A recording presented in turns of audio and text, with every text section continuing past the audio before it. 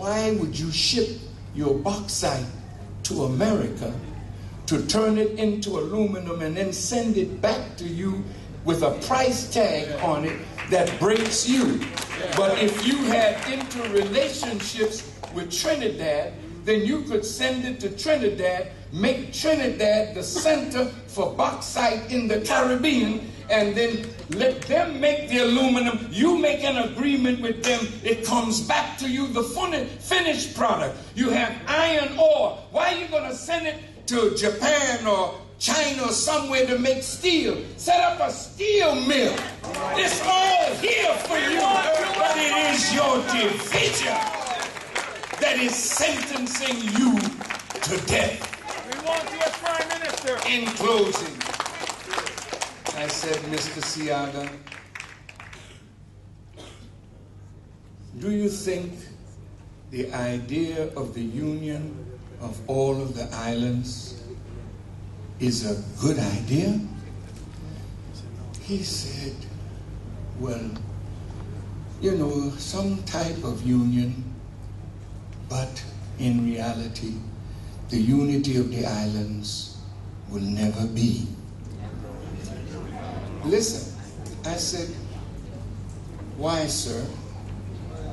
He said, because of the politicians and the way they think,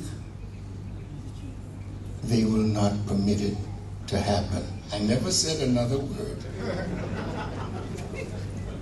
But I had the most wonderful conversation with these two leaders of your parties.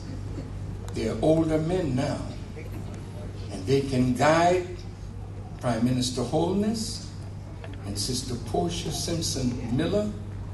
And if they really see beyond their parties, one of the things that Mr. Siaga said, that the failure of the parties is this, that when one party goes out of power and a new party comes in, they don't dovetail off of the work that preceded them and build on it, so they just tear that work down and start all over again.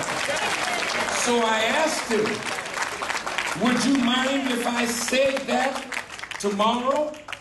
He said, no, I've been saying it. Well, I'm going to give you the credit because that's where I heard it. I said, now look at this.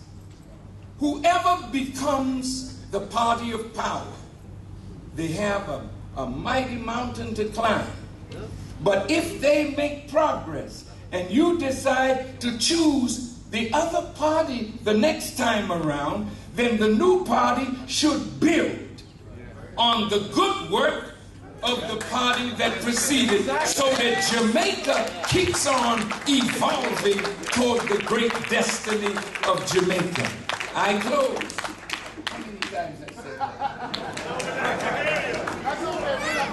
I close with this.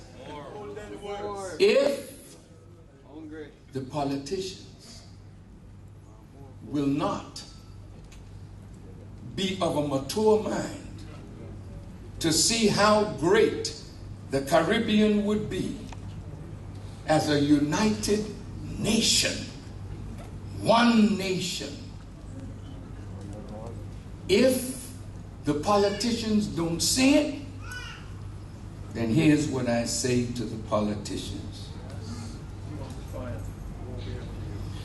In the Bible, it says there'll be a new heaven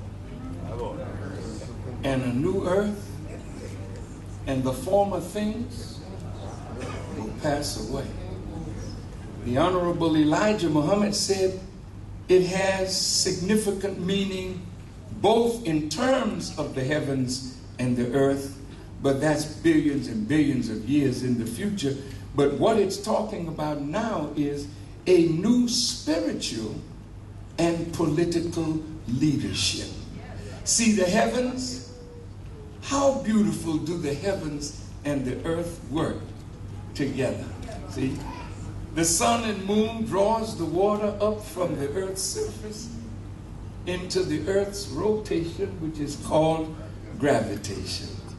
And when it gets heavier than gravitation, it comes back to the earth depending on what current of air the cloud is in. You get rain like we had last night, or you get hail or snow or sleet. Huh? So earth and heaven are connected. And without heaven, earth cannot survive. And what is wrong in the world today, the political leaders have been bought off, and the spiritual leaders want to be able to go to the big house. So they never tell the political leaders, thus saith the Lord. So if those of us who are spiritual will not warn the political leaders of their failures or their actions and try to correct them, then that's like the heavens withholding rain. Yes, sir. So the politics dries up. Yes, sir. And you see it in the schools, then you see it in the people, you see it in the savagery of the masses now. So, my dear brothers and sisters of Jamaica, I thank you for your patience in listening to me. I've noticed that the Homeland Security